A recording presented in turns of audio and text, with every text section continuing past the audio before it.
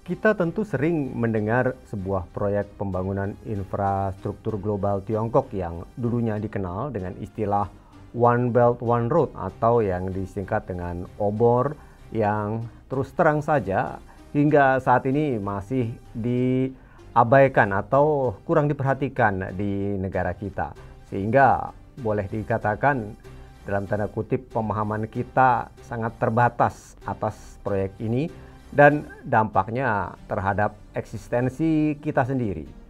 Keterbatasan ini nampak jelas dari digunakannya nama obor baik oleh media nasional maupun oleh masyarakat kita. Padahal nama obor itu sudah ditinggalkan di arena global sejak tahun 2015 silam. Nama obor hanya digunakan antara tahun 2013 hingga 2014 saja, dan sejak tahun 2015 telah digantikan dengan Belt and Road Initiative atau yang disingkat dengan BRI. Di Indonesia belum ada proyek BRI yang telah berjalan. Saya perlu meluruskan ini karena beberapa media nasional menyatakan bahwa proyek kereta api cepat Jakarta-Bandung, pembangunan Bandara Internasional Yogyakarta, dan sebagainya adalah proyek BRI. Perlu dibedakan antara proyek pemerintah Indonesia yang dijalankan dengan dana pinjaman dari Bank Tiongkok dengan bunga komersial serta ikatan pendanaan yang rigid sesuai dengan standar perbankan global, dengan proyek BRI yang merupakan kerjasama pembangunan antara pemerintah Tiongkok dengan negara-negara berkembang lainnya yang sepenuhnya didanai oleh pemerintah Tiongkok. Nah, ikatan pinjaman ini tentu jauh lebih fleksibel. Pemirsa, dalam kesempatan kali ini akan kami uraikan proyek BRI ini berdasarkan data agar bisa memahami apa itu proyek BRI pemerintah Tiongkok, seberapa jauh proyek tersebut telah berjalan, dan manfaatnya bagi negara-negara berkembang. Untuk mengetahui penjelasan lengkapnya, teruslah bersama kami dalam Jurnal Barata.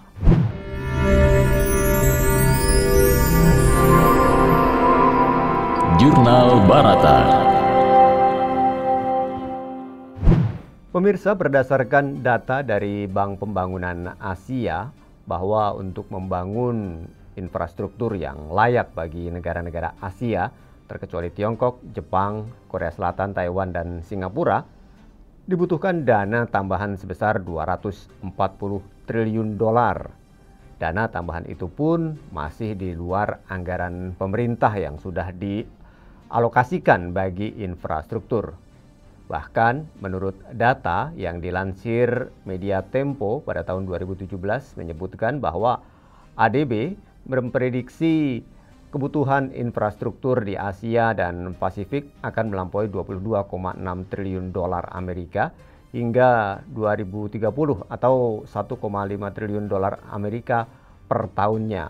Angka tersebut diperkirakan akan meningkat hingga lebih dari 26 triliun dolar Amerika atau 1,7 triliun dolar Amerika per tahun apabila biaya mitigasi dan adaptasi perubahan iklim juga diperhitungkan di sini.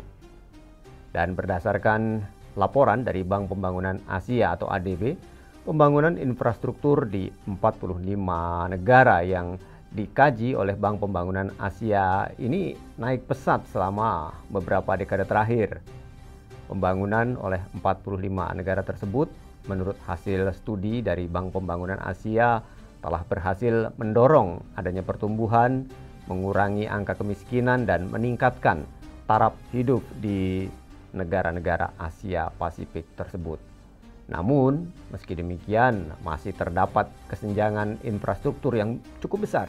Lebih dari 400 juta orang di 45 negara Asia Pasifik belum mendapatkan listrik, 300 juta orang belum mendapatkan akses air minum, serta 1,5 miliar orang belum mendapatkan akses sanitasi dasar.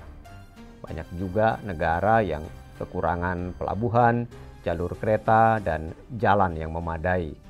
Oleh karena itu, untuk merespons masalah ini, Tiongkok akhirnya menginisiasi dan menawarkan proyek Belt and Road Initiative atau yang disingkat BRI yang merupakan kerjasama pembangunan infrastruktur strategis bagi pembangunan ekonomi negara yang bersangkutan. Ditambah membentuk Bank Investasi Infrastruktur Asia atau yang disingkat dengan AIIB yang merupakan bank bagi pendanaan pembangunan infrastruktur bagi negara-negara yang sedang berkembang.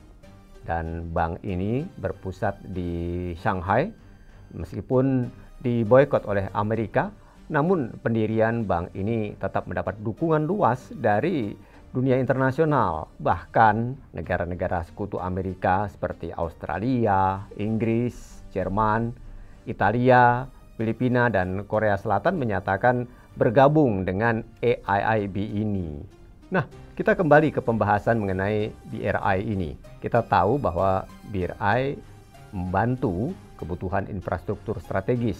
Artinya, melalui infrastruktur yang dibangun tersebut diharapkan adanya terjadi percepatan pembangunan ekonomi sehingga negara yang bersangkutan dapat secara mandiri membereskan kebutuhan pembangunannya sendiri, termasuk berbagai infrastruktur yang lain. Banyak pendapat di berbagai media nasional yang cenderung melihat proyek BRI sekedar sebagai upaya romantis Xi Jinping, sehingga mengartikan hanya sebagai mimpi-mimpi Xi Jinping. Mereka lupa bahwa bagi seorang pemimpin Tiongkok berkata atau memaparkan itu wajib harus diwujudkan. Jauh berbeda dengan pengalaman kita di mana para pemimpin negara-negara berkata hanya untuk pencitraan belaka. Akibatnya, kita tidak pernah tahu bahwa saat Xi Jinping memaparkan proyek BRI bulan September tahun 2013 di Kazakhstan, sekitar akhir Januari 2014, kereta kargo pertama dari Yiwu di Tiongkok telah memasuki pelabuhan Duisburg di Jerman yang merupakan pelabuhan darat utama Tiongkok di Eropa sana. Setelah itu berturut-turut kereta kargo dari Tiongkok mampir ke berbagai kota di Eropa, Rusia, dan Timur Tengah. Perkembangan yang merubah geopolitik global seperti ini tidak kita pahami, termasuk dampaknya bagi kita. Terlepas dari segenap pendapat media nasional, satu hal yang pasti BRI adalah cerita sukses Xi Jinping. Sampai dengan tahun 2018 yang lalu, ada sekitar 3.000 proyek BRI yang telah dan tengah berjalan. Ini mencakup pembangunan jalan, jalur kereta api, pelabuhan darat, pelabuhan, jembatan, dan sebagainya yang menyerap dana sekitar 4 triliun dolar. Pembangunan ini juga melibatkan sekitar 2.630 perusahaan, baik perusahaan Tiongkok maupun non-Tiongkok yang tersebar di lebih dari 70 negara, yaitu di Asia, Timur Tengah, Eropa Timur, Eropa Barat, dan Eropa Selatan seperti Italia. Khusus untuk Jerman adalah pembangunan pelabuhan darat di Duisburg, dan di Inggris juga dilakukan pembangunan pelabuhan darat di London. Masih ditambah dengan negara-negara Afrika, khususnya negara-negara di Afrika Timur yang terkait dengan jalur kapal niaga dari BRI ini. Data dari tahun 2018 dengan dana sebesar 4 triliun dolar hanya yang telah dan tengah berjalan. Jika dilihat dari rencana yang akan diimplementasikan atau berjalan, akan ada tambahan total investasi BRI yang mencapai sekitar 10 triliun dolar. Ini adalah proyek pembangunan infrastruktur global yang sangat besar. Di sepanjang sejarah dunia belum pernah terjadi sebuah pembangunan infrastruktur global dalam skala raksasa semacam ini yang diprakarsai oleh sebuah negara.